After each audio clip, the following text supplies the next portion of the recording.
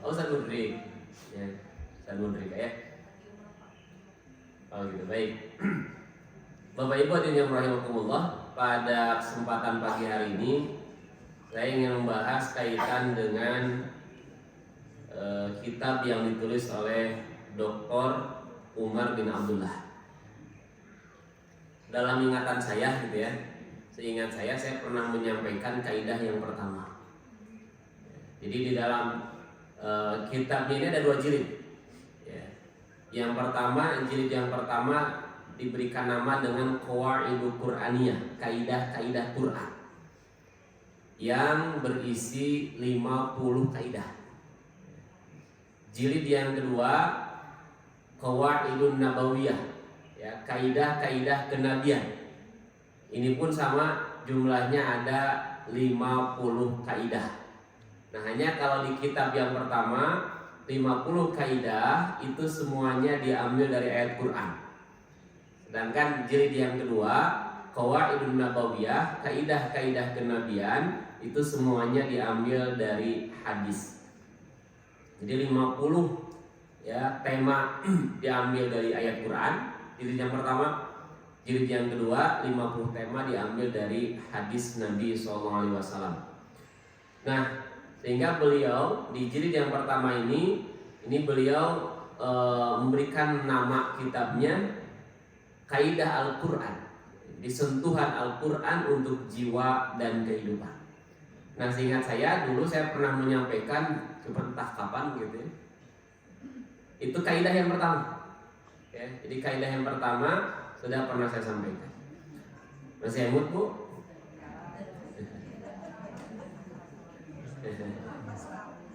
Masalah ya. Kalau saya kenapa masih ingat, karena disimpan dalam satu file gitu ya. Ini kajian di Masjid Baitul Mukmin, nah, kan gitu ya. Nah, muncul satu kaidah, berarti baru satu kaidah yang saya bahas. Baik, kalau masih lupa tidak apa-apa. Baik, Bapak Ibu hadirin yang rahimakumullah, kita akan masuk pembahasan kaidah yang kedua. Ya, kalau kaidah yang pertama itu berkaitan dengan bagaimana kita berinteraksi dengan qada dan qadarnya Allah. Kan Bu, Pak, kadangkala dalam hidup ini kita tidak selalu dihadapkan dengan hal yang mengenakan. Ya.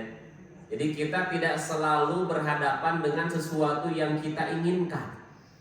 Kadangkala dalam hidup ini kita mesti dihadapkan dengan peristiwa-peristiwa atau dengan hal-hal yang kita tidak senangi. Ya. Kalau sehat, semuanya pengen sehat, saya yakin Bapak Ibu. Ya. Tapi bagaimana ketika kita dihadapkan dengan sesuatu yang tidak kita inginkan? Ya. Misalkan ditimpa dengan sakit. Sakit itu sesuatu yang tidak diinginkan. Ya. Tidak sedikit banyak orang yang karena sakit akhirnya kemudian bunuh diri. Ya. Ada juga yang sakit akhirnya datang ke dukun. Ya. Nah, kenapa dia bisa melakukan perbuatan seperti itu? Karena sesuatu yang menimpa dirinya, kemudian dia bingung, ini saya harus bersikap apa gitu. Dia harus bersikap bagaimana? Maka syariat kemudian memberikan panduan kepada kita. Quran memberikan panduan kepada kita. Bagaimana kalau kita ditimpa dengan sesuatu yang tidak kita inginkan. Bahkan Nabi SAW itu juga mengajarkan kepada kita, kalau kita ditimpa dengan sesuatu yang tidak kita sukai, Nabi mengucapkan apa Bapak Ibu? Enggak. Jadi ketika ditimpa dengan sesuatu yang tidak disukai, Nabi mengucapkan Alhamdulillah ala kulli hal. Ya. Jadi Alhamdulillah ala kulli hal. Ya.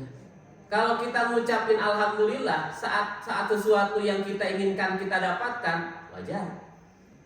Ya, gitu. Ibu pengen THR, alhamdulillah. Tapi lamun THR itu cair,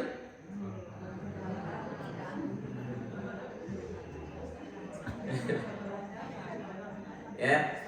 Nah, Nabi mengajarkan alhamdulillah ala kulli hal.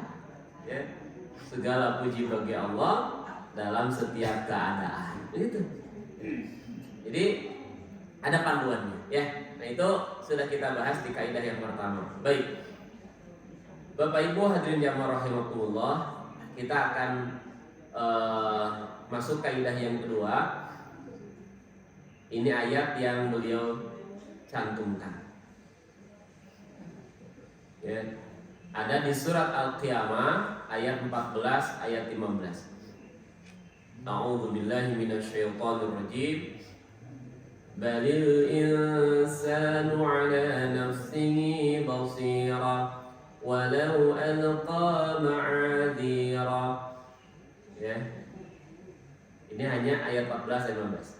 Balil insanu, bahkan manusia itu, ala nafsihi, bagi dirinya, atas dirinya sendiri, basirah, ya, akan menjadi saksi. Ya. Di sini kenapa digunakan kalimat basirah? Karena basirah itu menunjukkan bahwa manusia tahu persis dengan apa yang terjadi pada dirinya. Walau alqa ma'adhira, meskipun dia mengemukakan alasan-alasannya. Ma'adhira, alasan.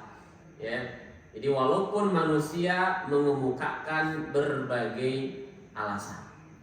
Memang Bapak Ibu, salah satu sifat yang Allah berikan kepada manusia, ya, dari sekian banyak sifat-sifat manusia di dalam Al-Quran, ya, ada kan sifat manusia itu wa kanal insanu khuliqa dha'ifa, dan manusia diciptakan dalam kondisi lemah, ya.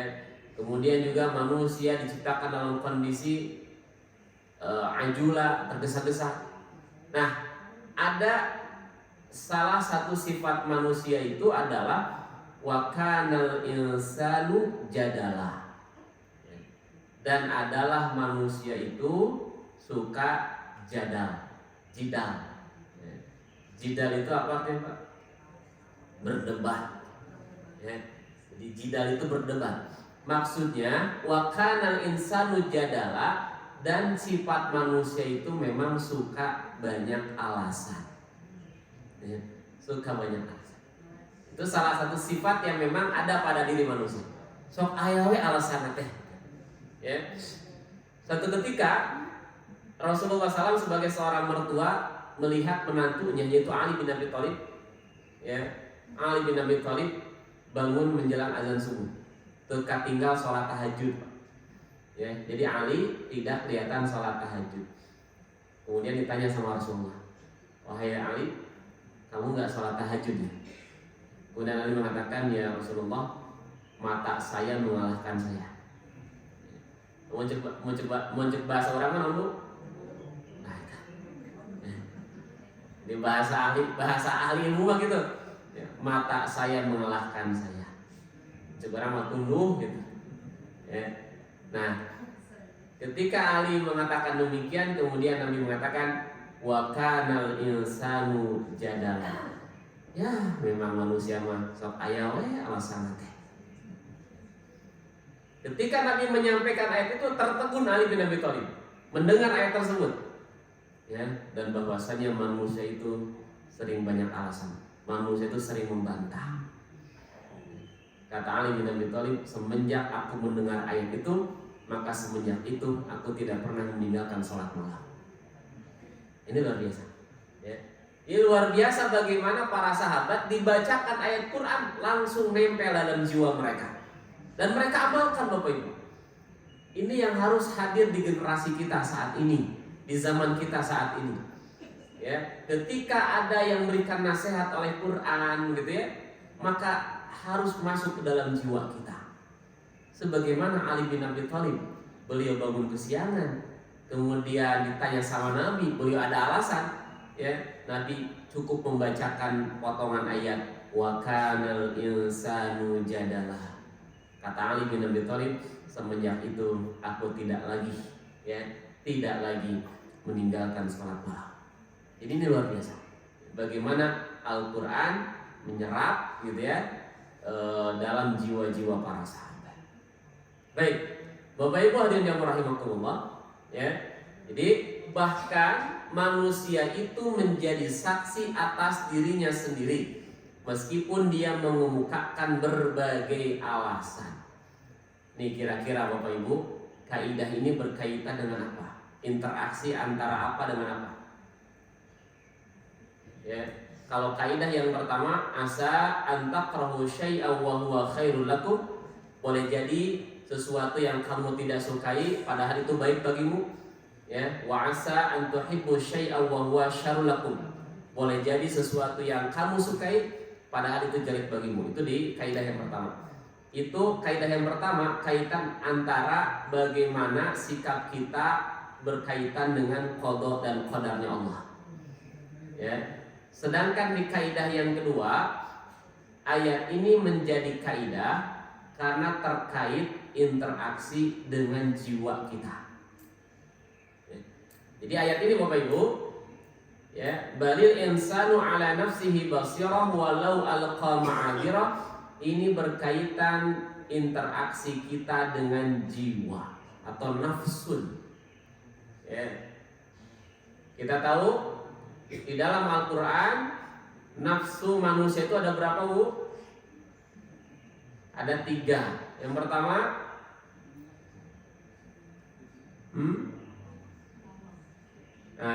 yang pertama nafsu amarah. Ya, nafsu amarah. Dalam bahasa orangnya amarah. Yang kedua nafsul lawwamah. Dan yang ketiga nafsul mutmainnah. Ini, jadi interaksi manusia dengan jiwa itu ada 3. Ya, jadi ada nafsu ammarah, nafsul lawwamah, nafsul mutmainnah. Kalau nafsu ammarah, bagaimana nafsu ammarah bisa terjadi? Nafsu ammarah itu terjadi ketika dorongan fujurnya lebih kuat daripada dorongan takwa. Ya, dia Bapak Ibu di surat Asy-Syams, wa nafsi wa ma sawwaha, demi nafas, demi jiwa dan penyempurnaannya. Fa'alhamaha, lalu Allah ilhamkan kepadanya, kepada nafsu itu, kepada jiwa itu, ya, fujuraha wa taqwa. Dorongan fujur, dorongan. Kalau fujur apa artinya? Fujur itu dikata fajar. Ya. Fajar itu cahaya yang menembus kegelapan malam. Ya, jadi cahaya yang menembus kegelapan itu disebut dengan fajar. Nah, fujur, ya, fujur itu disebut dengan fujur karena dorongan untuk merobek aturan Allah. Itu namanya fujur. Ya. Jadi sering kita sebut dengan fujur itu kedurhakaan. Ya, kedurhakaan. Jadi Allah ilhamkan kepada jiwa itu ada fujur, dorongan keburukan, ya. Ada takwa, dorongan ketakwaan, dorongan kebaikan. Dalam kehidupan kita sehari-hari Bapak Ibu, kita akan dihadapkan dengan 2 dorongan ini. Ada dorongan fujur, ada dorongan takwa. Ya. Kalau dorongan fujur ketika beres sahur, ya. Kalau dorongan fujur, tong ke masjid, tong ngaji tunduk, ya. Di bumi wae, rawas nunutan di bumi mah. Itu dorongan fujur. Ya. Tapi lama dorongan takwa, salat ke masjid, beres ke masjid, beres salat subuh, ngaji. Ya, duduk di majelis ilmu. Itu dorongan takwa Bapak Ibu. Ya, jadi 2 hal ini akan senantiasa kita hadapkan. Ibu mau sedekah, kalau kata dorongan takwa, sok sedekah. Di bulan Ramadan Allah lipat gandakan pahala kebaikannya, dilipat gandakan. Apalagi sedekah, Allah akan lipat gandakan itu di bulan Ramadan. Ya, itu dorongan takwa. Ya, ketika ibu mau sedekah tiba-tiba muncul dorongan fujur. Ya, ada dorongan tong sodako, tong jangan kebeli baju. Terus Bapak Ibu ini dorongan ini akan senantiasa kita hadapkan. Ya, akan senantiasa kita hadapkan. Ketika sedang saum, ya, lagi saum di siang hari, tiba-tiba ada tetangga ngajak ngobrol, tiba-tiba ngomongin batur. Kalau dorongan takwa gimana? Langsung berbisik dalam jiwa kita, menuju saum, ngomongin batur. Kan begitu. Ya. Ya. Tapi kalau dorongan fujur, tuna naon lah seletik gitu. Ya. Terus begitu. Ya. Ini Bapak Ibu hadirin yang rahimakumullah, fa'alhamaha fujuraha wa taqwaha. Jadi ada dua dorongan yang akan senantiasa hadir dalam diri kita. Ada dorongan fujur, ada dorongan takwa. Ya, ini akan dihadapkan dalam keseharian kita. Ini tilawah Quran dan sebagainya. Ya. Nah, sehingga nafsu itu akan berada pada nafsu ammarah ketika dorongan fujurnya lebih kuat daripada dorongan takwanya.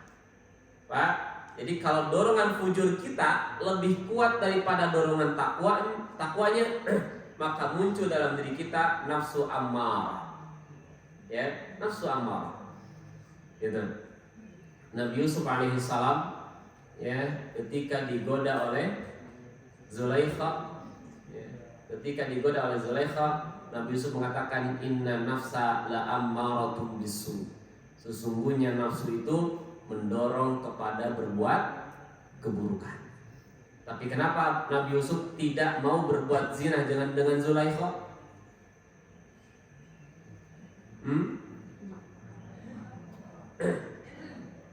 Kan sudah berdua di kamar kan? Ya, sudah berdua di kamar, bahkan 7 pintu sudah tutup. Itu silakan cek Bapak Ibu di surat Yusuf. Itu ada banyak pintu yang ditutup oleh Zulaikha itu. Ya bayangkan, jangan bayanginnya rumah seperti kita, bayanginnya istana.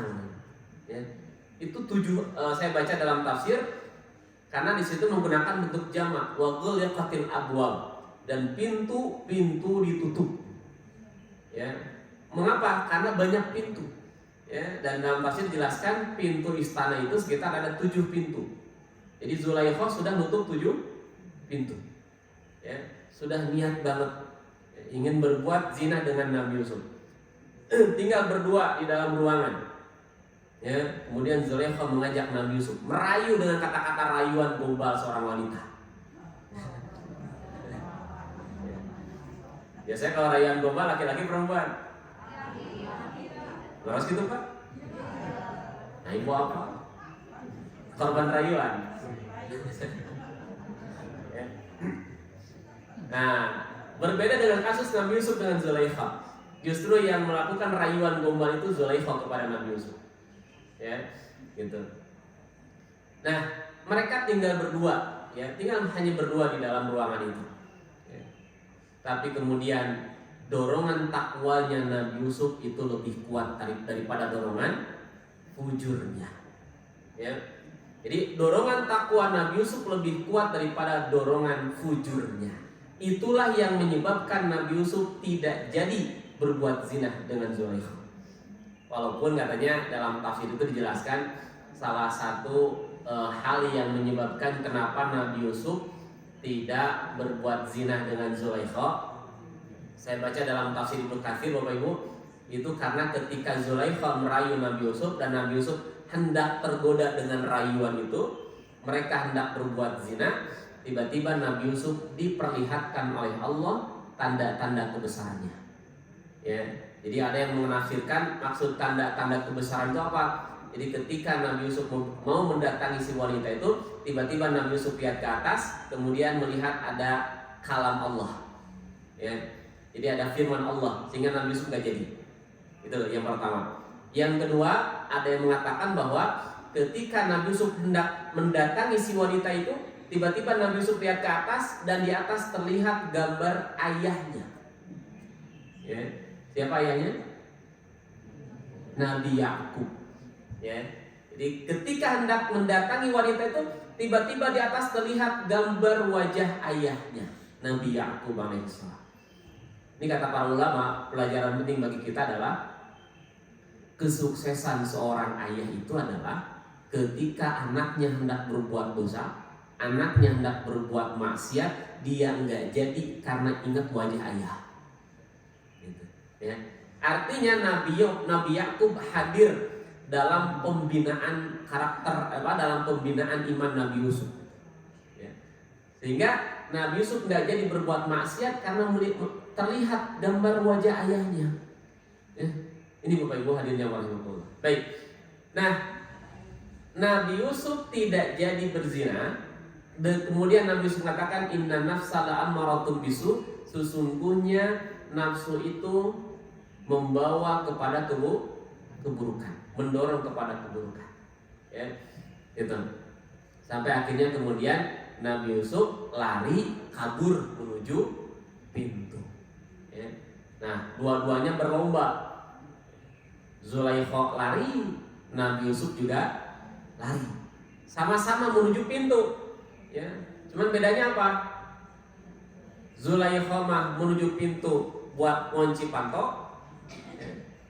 Kalau Nabi Yusuf lari menuju pintu untuk buka pantok. Ya. Lamun Bapak lompat dari mana, Pak? Ya.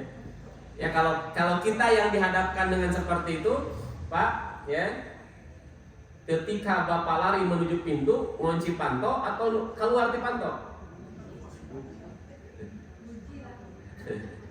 Ya, baik.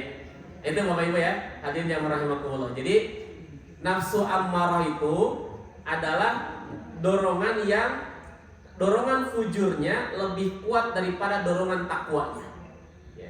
Ini kalau kita terus-terusan berbuat dosa, kita terus-terusan melakukan kesalahan, maka bisa jadi nafsu ammarah atau dorongan fujurnya akan lebih kuat daripada dorongan takwanya. Dalam sebuah riwayat kami menyampaikan Bapak Ibu, kalau kita melakukan perbuatan dosa, kita melakukan sebuah kesalahan, maka ada titik hitam di hati kita.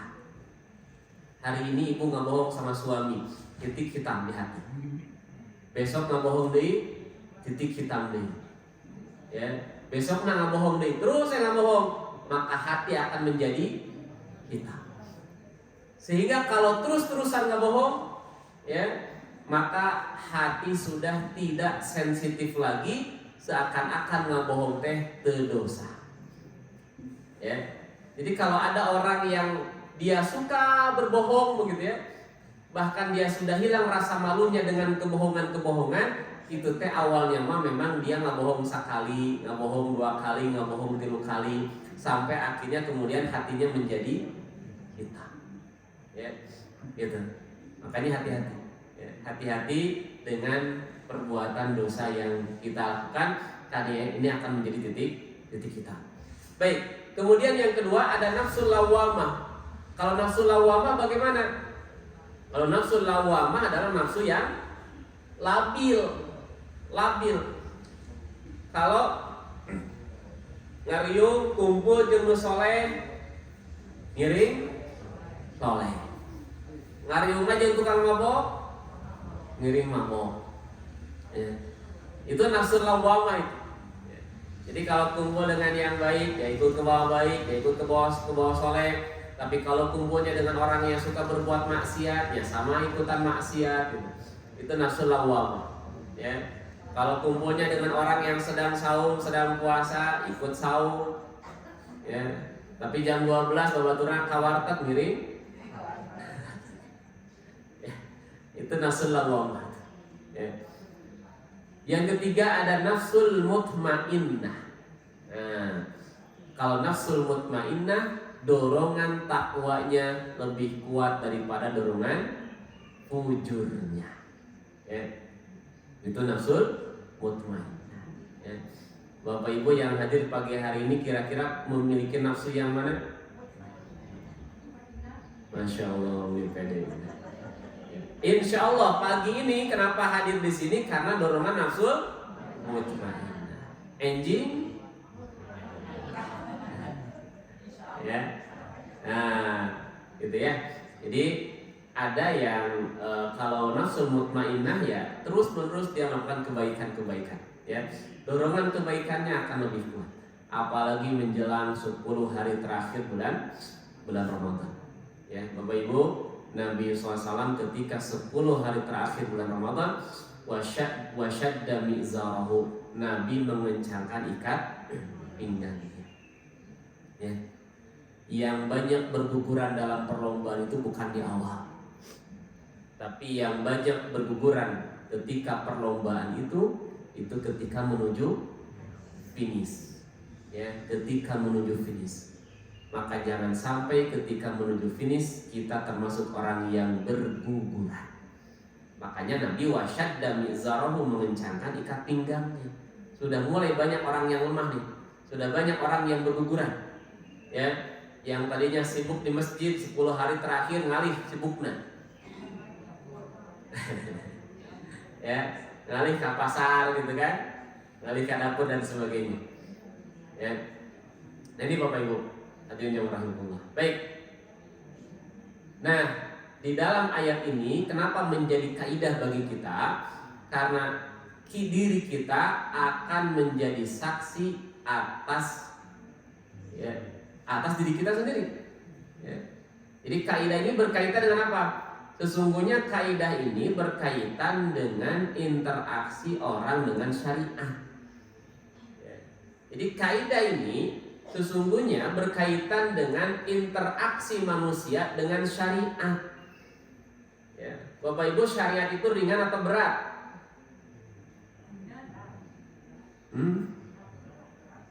Syariat itu ringan atau berat? Berat. Ya. Syariat itu berat. Berat syariat itu. Sholat, ya. Sholat itu ringan atau berat? Berat. Buktinya apa? Buktinya banyak orang yang tidak mau melakukan sholat, menunjukkan berat. Ya. Nah, kalau ringan itu pasti orang juga ngerjain. Ya. Tapi memang syariat itu berat, Bapak Ibu. Ya. Sholat itu berat, ngeluarin zakat itu berat. Bayangin, Bapak sudah capek-capek kerja, ya, sudah capek-capek ngumpulin harta, malah disuruh dikeluarkan, kan itu berat. Ya. Jadi syariat itu sesuatu yang berat, yang membebankan diri kita. Makanya kenapa dalam bab fikih disebutnya dengan mukallaf. Jadi mukallaf itu orang yang dibebankan, ya. Orang yang kena beban itu namanya mukallaf. Nah, kita yang hadir pagi hari ini termasuk mukallaf, orang-orang yang kena beban syariat. Yang tidak kena beban syariat cuma 3 golongan. Ya. Jadi yang tidak kena beban syariat cuma 3 golongan. Yang pertama siapa, Bu? Anak kecil sampai balik, ya. Anak kecil belum kena beban syariat. Gitu. Yang kedua, orang yang tidur sampai bangun, ya. Jadi orang yang tidur sampai bangun. Makanya Bapak Ibu, kalau kita tidak ingin kena beban syariat, wajib sholat, wajib sahur dan sebagainya, nah gitu, ya. Boboe terasa, ya. Seperti Ashabul Kahfi yang tidur selama 300 tahun, ya. Tidak kena beban syariat. Kemudian yang ketiga, orang gila. Ya, yang ketiga yang tidak kena beban syariat itu orang yang gila sampai dia waras. Ya. Jadi nugelo tidak kena beban syariat. Ya. Nugelo wajib sholat tuh Pak? Tuh wajib sholat. Ya. Makanya kalau tidak mau sholat gampang. Ya. So kayak namun nugelo misalkan ya, ada orang gila datang ke pinggir masjid sholat gitu, dapat pahala tidak? Ya tidak dapat pahala, dah gelo. Ya. Dan kadang sakapung aneh gitu, nu gelo wae.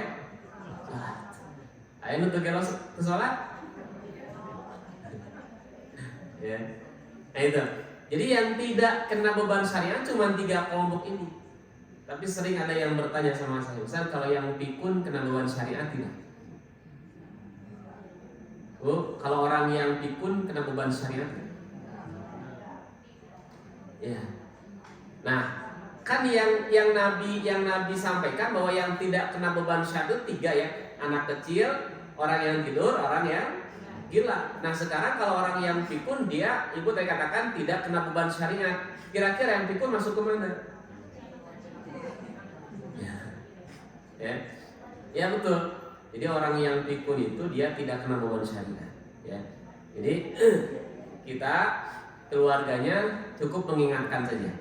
Ya. Ketika azan zuhur misalkan ya berkumandang Allahu Akbar, kemudian kita bilang, Pak, sudah masuk waktu zuhur, sholat. Cek bapak teh, sudah bapak waktu sholat? Ya. Sudah sholat bapak mah tadi? Oh sudah ya sudah. Ya.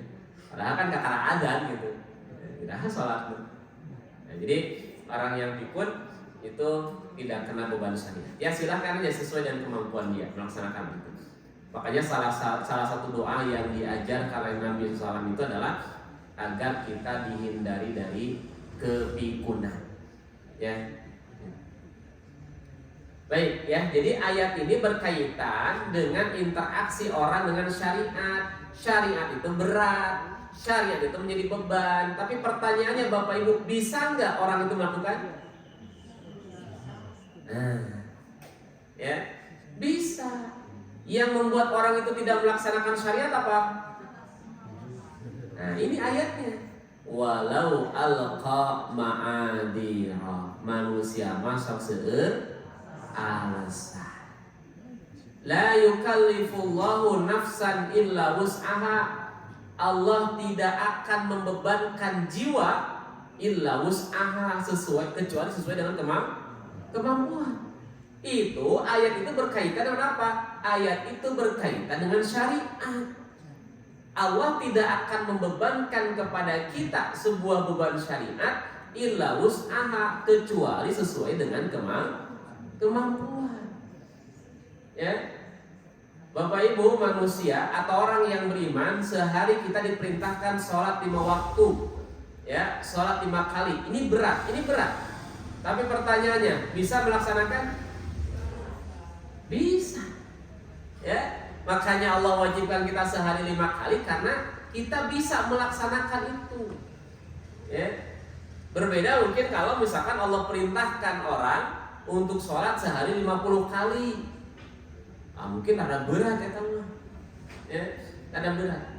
Jadi syariat-syariat yang Allah tunjukkan kepada kita, yang Allah perintahkan kepada kita, maka sesungguhnya ini sudah sesuai dengan kadar kemampuan manusia. Ya.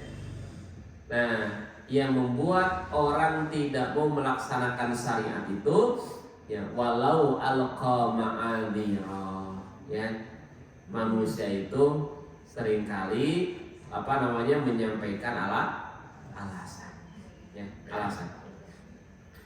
Saum selama 1 bulan, ya itu syariat. Berat tidak? Berat. Ya, tapi bisa tidak manusia mengerjakan saum selama sebulan? Bisa. Yang tidak bisa? Taeta. Banyak alasan itulah yang menyebabkan manusia tidak melaksanakan syariat-syariat Allah. Ya, tidak mau melaksanakan aturan-aturan Allah. Baik. Dr. Umar bin Abdullah. Ya, kaitan dengan ayat ini, bagaimana tatbiknya, bagaimana aplikasinya kaidah ini dalam kehidupan kita sehari-hari. Kata beliau, kaidah ini memberikan 2 hal. Yang pertama, manusia itu suka banyak alasan untuk tidak mengerjakan amal soleh. Jadi kata beliau dalam kitabnya, Dr. Umar bin Abdullah mengatakan yang menyebabkan ayat tersebut, surat Al-Qiyamah ayat 14 dan ayat 15, ini aplikasi kaidah ini dalam kehidupan kita sehari-hari adalah manusia itu suka banyak mencari alasan untuk tidak mengerjakan amal soleh. Bu, Pak, selama sebulan Ramadan ini bisa khatam 2 kali Quran? Cuk ibu, 3 kali biasa Ustaz. Luar biasa ini Bu. Ya, luar biasa. Jadi bisa khatam 3 kali sebulan Ramadan ini? Bisa. Yang membuat tidak bisa apa? Ya. Jadi sudah bisa kita melaksanakan syariat Allah. Kita bisa baca Quran, sehari baca Quran. Kita bisa sholat tarawih, ya. Kita bisa bersedekah setiap hari bisa. Yang tidak bisa itu, yang membuat kita tidak bisa mengerjakan amal soleh itu karena alasan kita, ya. Alasan sibuk, ya. Alasan tunduk, ya. Makanya kan suka ada 1001 alasan. Bapak Ibu, kalau kita mencari alasan, pasti ada alasan-alasan. Pasti ada. Ya, pasti ada. Baik, ini yang pertama. Kemudian yang kedua, aplikasi dalam kaidah ini, ya, kata Dr. Umar bin Abdullah beliau mengatakan, seringkali manusia itu sibuk mencari kesalahan. Ini kayaknya kata-katanya agak kurang nyaman ya. Ya, manusia sibuk mencari kesalahan orang lain daripada mengurus kesalahan diri sendiri. Ya, gitu. Jadi kita ini seringkali sibuk mengurus kesalahan orang lain ketimbang kesalahan diri kita sendiri. Kita ini seringkali sibuk ngurus aib orang lain ketimbang ngurus aib diri sendiri. Makanya ada peribahasa apa Bu? Gajah di pelupuk mata tidak terlihat. Ya, kalau semut di seberang lautan, nah, nampak terlihat. Begitulah. Ya, kadang-kala kita terlalu sibuk mikirin orang lain ketimbang mikirin diri kita sendiri. Ya. Oleh karena itu, ya, di dalam syariat kita diperintahkan untuk senantiasa introspeksi diri. Ya. Anin Nabi sallallahu alaihi wasallam, dari Nabi sallallahu alaihi wasallam qala, beliau bersabda, la yasturu 'abdan fid dunya illa satarahu Allahu yaumal qiyamah. Tidaklah seseorang menutup aib orang lain di dunia melainkan Allah akan menutup aibnya nanti di hari kiamat. Ya. Jadi kata Dr. Abdullah, Bapak Umar bin Abdullah beliau mengatakan dalam kitabnya terkait dengan ayat ini, terkait dengan kaidah ini, ada 2 hal yang menjadi perhatian kita. Yang pertama adalah seringkali manusia itu mencari alasan untuk tidak mengerjakan amal soleh. Ya, jadi alasan-alasan kita lah yang menyebabkan kita tidak mengerjakan amal soleh itu. Ya. Kemudian yang kedua, seringkali manusia lebih sibuk ngurus kesalahan orang lain ketimbang mengurus kesalahan diri kita. Nah, maka di bulan Ramadan ini kita introspeksi, ya, memperbaiki diri kita sendiri. Ya. Setiap orang pasti punya kesalahan, tapi ngapain kita sibuk urus kesalahan orang lain? Ya, gitu. Kita perbaiki diri kita di bulan Ramadan ini. Ya. Namun kata beliau di dalam kitabnya, beliau melanjutkan bahwa manusia yang bersih itu, kata beliau, manusia yang bersih bukan manusia yang tidak pernah berbuat kesalahan. Bisa jadi satu saat kita teh hoream ngerjakeun amal soleh, satu saat kita teh suka mencari kesalahan orang lain. Nah, kata Dr. Umar bin Abdullah beliau mengatakan, manusia yang bersih bukan mereka yang tidak pernah berbuat kesalahan. Bukan. Ya. Gitu. Bapak Ibu acungkan tangan yang tidak pernah berbuat kesalahan, ada? Ayah? Nanti malaikat itu. Ya.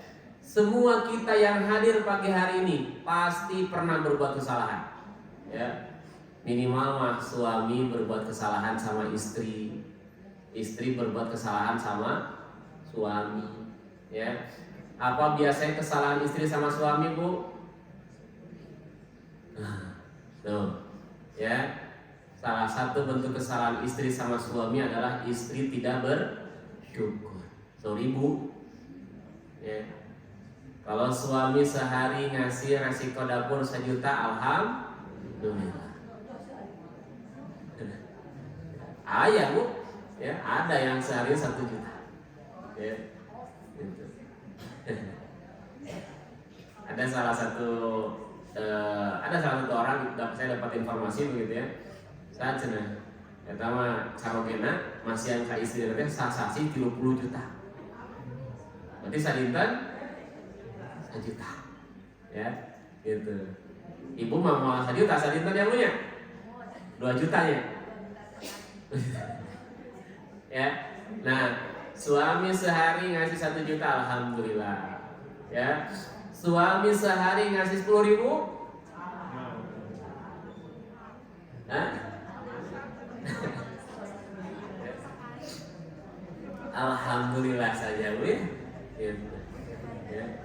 Nah, jadi bisa jadi mungkin kita tidak berbuat kesalahan sama orang lain, tapi bisa jadi kita berbuat kesalahan sama keluarga kita.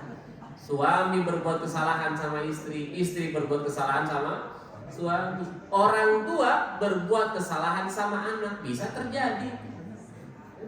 Bisa terjadi. Apa salah satu kesalahan orang tua sama anak? Tidak ngajarin Quran. Itu kesalahan orang tua. Ya. Dia orang tua nggak pernah ngajarin anaknya Quran, itu adalah kesalahan orang tua kepada anak. Ya. Makanya di zaman Umar bin Khattab, sampai jam 6 ya. Di zaman Umar bin Khattab ada seorang ayah yang mengeluhkan kepada Umar. Ya, jadi ada seorang ayah yang mengeluhkan, curhat sama Umar sebagai seorang khalifah. Umar pada saat itu dia mengeluhkan tentang kenakalan anaknya. Ya khalifah Umar bin Khattab, ini saya bingung dengan anak saya. Tolong ting cenah ieu budak teh. Ya. Oh gitu. Ya. Akhirnya kemudian Umar bilang sama ayahnya, nanti kamu panggil anaknya sini ya, biar saya nasihati. Panggil saja anaknya. Ya, jadi ayah sama anaknya datang menghadap Umar bin Khattab. Kemudian Umar menasehati anak itu, kamu ini harus berbuat baik dan sebagainya. Gitu. Tiba-tiba setelah beres itu, kemudian anaknya bertanya sama Khalifah, sama Umar, Khalifah, saya ingin bertanya,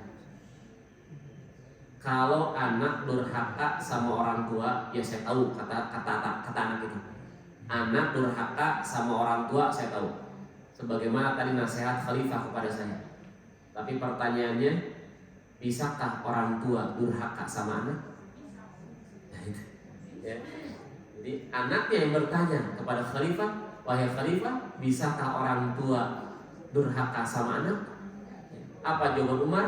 Umar mengatakan, ya, bisa orang tua durhaka sama anak. Kemudian anaknya bertanya, apa kedurhakaan orang tua sama anaknya? Ya. Maka Umar mengatakan, satu, ketika seorang suami, ya seorang ayah tidak mencarikan ibu yang soleh untuk anaknya. Maksudnya ketika sebelum menikah, ya si suaminya ini, si laki-laki ini tidak mencari wanita yang solehah. Ya. Bukan wanita yang soleh, tapi yang solehah. Ya. Itu durhaka, ya durhaka orang tua kepada anak. Kemudian yang kedua, durhaka orang tua kepada anak adalah ketika orang tua tidak memberikan nama yang baik untuk anaknya. Ya. Jadi jangan sampai kasih nama anak, siapa nama anaknya? Al-Baqarah. Ya. Pokoknya mah tina Quran lah gitu. Ya. Sahabat Nabi barangkali teh Al-Kafirun. Walaupun memang nama surat gitu dalam Quran, tapi kan masa ngasih nama anak dengan Al-Kafirun? Ya, gitu. Nah kemudian yang ketiga kata Umar, durhaka orang tua sama anak adalah ketika orang tua tidak ngajarin Quran sama anak. Ya, gitu. Nah kemudian anaknya bilang, wahai Khalifah, ayah saya tidak melakukan tiga-tiganya. Ibunya bukan ibu yang salehah, bukan ibu yang baik, kemudian ngasih nama juga nama yang jelek, dan orang tuanya, ayahnya nggak pernah ngajarin Quran sama saya. Apa jawaban Umar? Umar kemudian mengatakan, sebelum anakmu durhaka kepada kamu, kamu yang sudah durhaka sama anakmu. Ya. Jadi bisa jadi Bapak Ibu, ya ada kesalahan yang kita lakukan kepada keluarga kita. Baik, sudah habis waktunya ya. Ya, sudah habis waktunya. Tapi saya biar tidak ngegantung, Bapak Ibu, saya ingin sedikit lagi, ya, minta waktu sedikit lagi. Jadi mereka yang bersih bukan mereka yang tidak pernah berbuat kesalahan. Ya. Jadi mereka yang bersih bukan mereka yang tidak pernah berbuat dosa. Tapi mereka yang bersih adalah mereka yang ketika berbuat kesalahan mengakui. Ya. Jadi mereka yang bersih itu adalah mereka yang mengakui kesalahan. Dia. Dr. Umar bin Abdullah dalam kitabnya memberikan contoh bagaimana orang-orang yang bersih jiwa mereka, tapi tetap mereka pun pernah melakukan kesalahan dan mereka mengakui kesalahan-kesalahan mereka. Lihat bersihnya jiwa Nabi Ibrahim karena beliau mengakui kesalahan. Apa kesalahan Nabi Ibrahim, Bapak Ibu?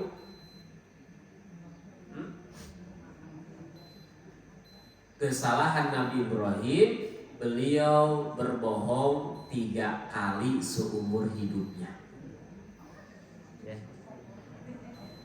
Gitu. Jadi kesalahan Nabi Ibrahim, beliau berbohong 3 kali seumur hidupnya. Lamun Bapak Ibu seberapa kali seumur hidup? Ya, inilah mungkin bedanya kita dengan Nabi Ibrahim. Kalau Nabi Ibrahim seumur hidupnya berbohong 3 kali, kurang masa hari 3 kali. Siga minum obat wae sehari 3 kali. Ya. Tapi lihat Bapak Ibu, Nabi Ibrahim seumur hidupnya berbohong 3 kali. Allah sifati Nabi Ibrahim dengan sifat munib. Itu Masya Allah, saya sampai geleng-geleng kepala itu. Itu munib itu orang yang senantiasa minta ampun sama Allah. Orang yang senantiasa ingat kesalahan-kesalahan yang dia lakukan, terus minta ampun minta ampun sama Allah. Khawatir Allah tidak mengampuni dosa-dosanya. Padahal kesalahannya cuma ngabohong 3 kali, tapi minta ampunnya sama Allah luar biasa. Sampai ketika di akhirat, ketika hadis yang menjelaskan bab syafaat, datang sama Nabi ini minta syafaat, datang sama Nabi ini, termasuk umat manusia datang kepada Nabi Ibrahim alaihissalam minta syafaat. Dan Nabi Ibrahim malu untuk memberikan syafaat. Kenapa? Fadzakara kadzabatihi nafsi. Jangan minta syafaat sama saya. Saya malu sama Allah karena saya sudah berbohong 3 kali seumur hidup saya. Bayangkan, ya, itu. Idhabu ila Musa, pergi sama Nabi Musa, minta syafaat sama Nabi Musa. Ini luar biasa Bapak Ibu. Ya, jadi mereka yang bersih jiwanya bukan tidak pernah berbuat kesalahan, tapi mereka yang berbuat salah dan mengakui salah. Nabi Ibrahim bersih jiwanya. Ya, bersih jiwanya Nabi Adam dan Siti Hawa. Nabi Adam dan Siti Hawa berbuat kesalahan. Tapi kenapa mereka menjadi orang yang senantiasa bersih jiwanya? Karena mengakui kesalahan. Lihat doanya. Qala, keduanya berkata, Rabbana zalamna anfusana wa illam taghfir lana wa tarhamna lanakunanna minal khasirin. Berbeda dengan iblis, ketika iblis berbuat kesalahan, iblis tidak mengakui salah. Gitu. Jadi namun istri salah sama suami tapi tidak mengakui kesalahan, berarti istri ya, itu ya. Jadi kita harus mengakui kesalahan yang kita lakukan. Ya. Jadi bagaimana Nabi Adam dan Siti Hawa itu mengakui kesalahannya karena melakukan perbuatan dosa. Ya Allah, jika Engkau tidak mengampuni kami dan Engkau tidak merahmati kami, pasti kami termasuk orang-orang yang rugi. Contoh yang kedua. Contoh yang ketiga Bapak Ibu, lihat bersihnya jiwa Nabi Nuh.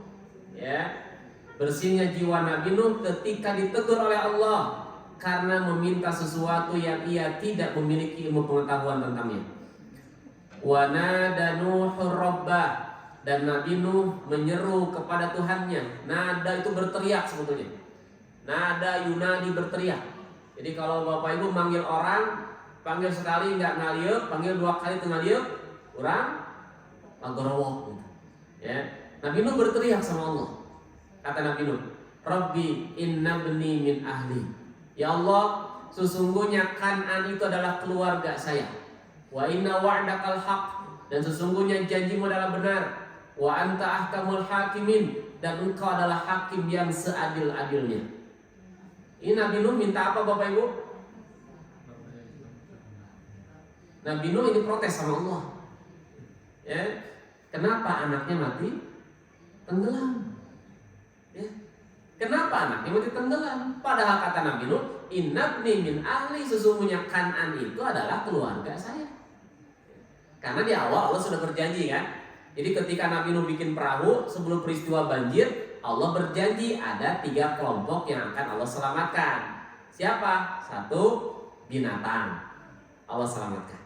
Yang kedua, wa ahlaka, keluarga kamu wahai Nuh. Itu janji Allah. Ya, keluarga kamu akan Allah selamatkan. Yang ketiga, wa man amana, orang-orang yang beriman. 3 kelompok ini Allah janjikan. Nuh, nanti kalau banjir terjadi, maka 3 kelompok ini selamat. Ya. Ternyata anaknya mati tenggelam. Pertanyaannya, Kan'an itu anaknya Nabi Nuh bukan? Iya, maka Nabi Nuh protes sama Allah. Ya Allah, itu kan anak saya, Kan'an itu. Kenapa mati tenggelam? Ya. Sedangkan di awal kau berjanji bahwa keluarganya akan diselamatkan. Tapi Allah menjawab, qala ya Nuh innahu laisa min ahlika. Wahai Nuh, sesungguhnya Kan'an bukan keluarga kamu. Ya, innahu amalun ghairu shalih. Sesungguhnya dia mengerjakan amal yang tidak soleh. Ya, maksudnya dia berada pada kelompok orang-orang yang kafir. Nah, maka kata Allah, fala tas'alni ma laisa laka bihi ilmun. Kamu jangan minta sesuatu yang kamu tidak punya ilmunya. Ditegur sama Allah. Ya. Nah, kemudian Nabi Nuh, ketika Nabi Nuh mendapat teguran itu, Nabi Nuh mengakui kesalahannya. Kemudian Nabi Nuh mengatakan, qala rabbi inni a'udzubika an as'alaka ma laisa li bihi ilmun. Ya Allah, aku berlindung kepadamu. Aku memohon ampun kepada Engkau sesuatu yang aku tidak mengetahui pengetahuannya. Wa illa taghfirli, dan jika Engkau tidak mengampuniku, wa tarhamni, dan merahmatiku, aku minal khasirin, aku akan termasuk orang-orang yang rugi. Ya, itu Bapak Ibu beberapa model contoh orang-orang yang bersih jiwa mereka, ya, namun ternyata mereka pun pernah berbuat kesalahan. Tapi di sini kita bisa belajar bahwa ternyata orang yang bersih jiwanya bukan orang yang tidak pernah berbuat salah, tapi mereka mengakui kesalahan dan meminta ampun atas kesalahan-kesalahan yang sudah dilakukan. Ya, mudah-mudahan kita semua yang hadir pagi hari ini termasuk orang-orang yang memiliki jiwa yang mutmainnah, ya, jiwa-jiwa yang bersih. Walaupun kadang-kala mungkin kita masih mikiran kesalahan orang lain, kadang-kala kita masih berat dengan beban syariat ini, ya, tapi bagaimana kemudian kita berusaha untuk meminta ampun kepada Allah atas kesalahan-kesalahan itu. Wabil khusus di bulan Ramadan ini, mudah-mudahan Allah membakar dosa-dosa kita, membakar kesalahan-kesalahan kita semua dengan berbagai aktivitas yang kita lakukan di bulan Ramadan ini. Bapak Ibu, itu yang bisa saya sampaikan pada kesempatan pagi hari ini berkaitan dengan kaidah tersebut, ya.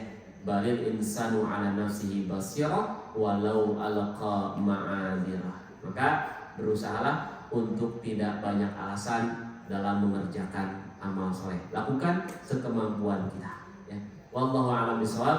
Mudah-mudahan Allah menjaga kita, Allah membimbing kita semua, ya. Saya tutup dengan doa, Rabbana atina fid dunya hasanah wa fil akhirati hasanah wa qina adzabannar. Subhanakallahumma bihamdik, asyhadu an la ilaha illa anta, astaghfiruka wa atubu ilaik. Aqulu qouli hadza wa astaghfirullah li wa lakum. Assalamualaikum warahmatullahi wabarakatuh.